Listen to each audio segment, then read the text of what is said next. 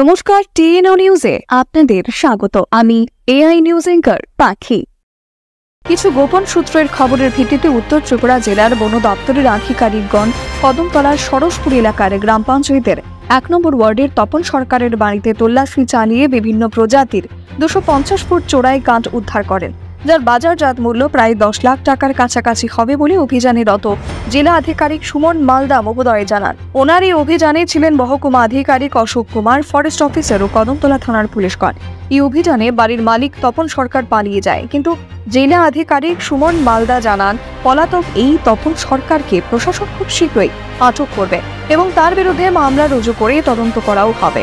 ১৯টি জেলা ও অন্যান্য জেলা থেকে এই চোরাই কাঠ পাচার করে একসাথে রেখেছে বলে জানান। আগামী দিনেও এই ধরনের অভিযান চালু রাখবে, যাতে বেআইনি এই সব ধান্দাগুলি চিরতরে বন্ধ হয়। এখনকার মতো সংবাদ এ পর্যন্তই। পরবর্তী নিউজ ও আপডেটস দেখার জন্য অবশ্যই চোখ রাখুন টিএনও নিউজের পর্দায়।